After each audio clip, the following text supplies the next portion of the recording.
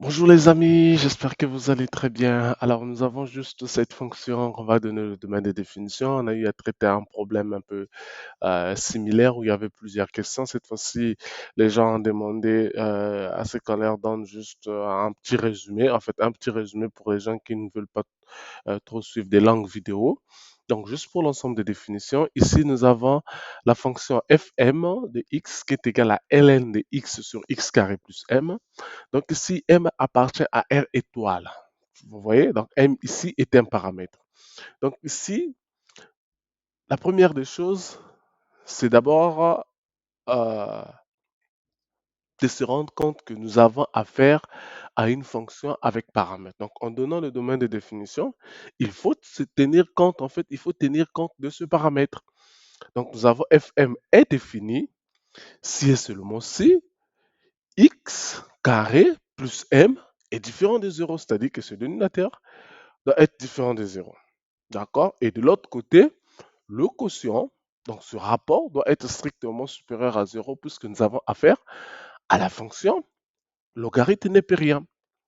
Donc ici, on va poser, pour étudier donc le cas de x carré plus m qui est différent de 0. Donc on pose égal à 0. On trouve x carré égal à moins m. Alors ici, il y a problème.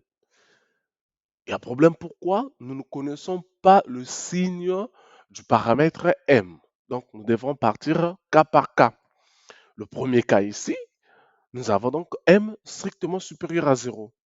Alors si m est strictement supérieur à 0, on aura donc ici x carré qui est égal à quoi? À moins m. Le moins ici, c'est le moins qu'on a trouvé ici en envoyant m au deuxième membre.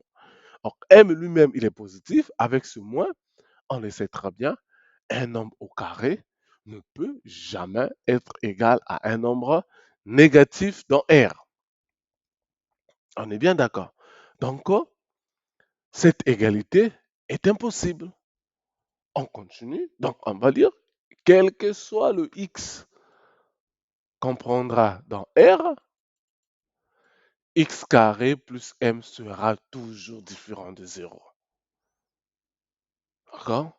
Donc, une fois qu'on a posé cette condition, on revient donc sur notre rapport pour traiter donc ce quotient. Donc, on a x sur x carré plus m strictement supérieur à 0. On pose égal à 0. Donc, on résout le quotient. X égale à 0, x carré plus m égale à 0. Et donc là, on se retrouve avec 0 puisque de l'autre côté, on sait que c'est différent de 0. Donc, on trouve ici, on a moins l'infini, 0 plus l'infini. Or, on a dit que ce rapport doit être comment? Strictement supérieur à 0. Donc, on a assuré la partie inférieure. Donc, notre solution ici va de 0 à plus l'infini. Voilà, c'est ce que nous avons ici. Donc, la solution, c'est R étoile plus, ou encore si vous voulez, de 0 à plus l'infini. On prend le deuxième cas. Le deuxième cas, le paramètre M est inférieur à 0. Dans ce cas, on aura quoi? X carré égale à moins M. Ce qui entraînerait que X égale à plus ou moins, ok, moins M. D'accord? Ici, M est négatif. Plus le moins de la formule, notre M devient positif. D'accord? Donc ici, on a donc x différent de plus ou moins racine carrée de moins m.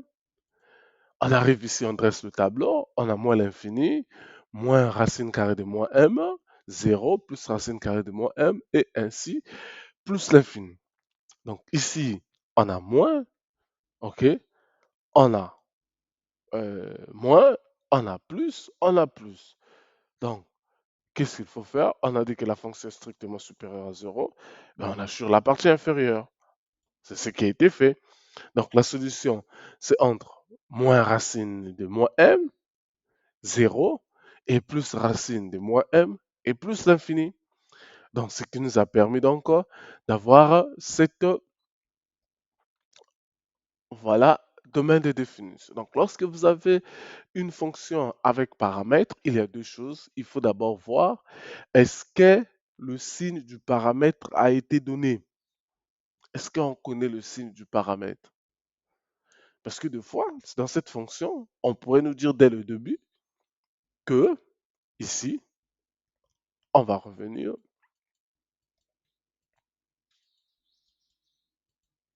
on pourrait nous dire dès le début ici que m inférieur à 0. Si on nous avait dit dès le début m inférieur à 0, on connaît déjà le signe du paramètre m. Pas besoin d'étudier plusieurs cas. On n'a qu'un seul cas, le cas où m est inférieur à 0. Donc, on connaît déjà le signe de notre paramètre.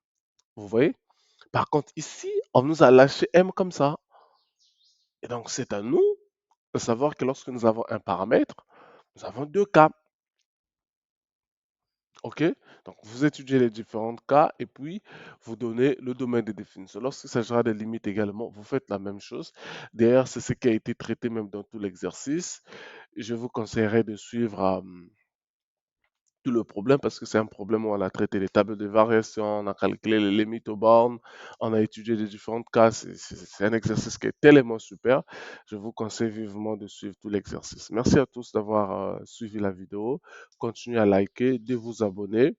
Comme on vous dit, c'est vrai, d'ici peu, on va bientôt commencer avec de superbes vidéos en informatique et surtout ne ratez pas si vous êtes débutant en informatique, vous souhaitez avoir des bonnes bases en informatique, vous souhaitez apprendre de la programmation, abonnez-vous sur cette chaîne. D'ici la fin de la semaine, on aura notre toute première vidéo sur le développement informatique. Je ne vous dis pas avec quel langage on va commencer. Est-ce qu'il faut commencer avec les CMS?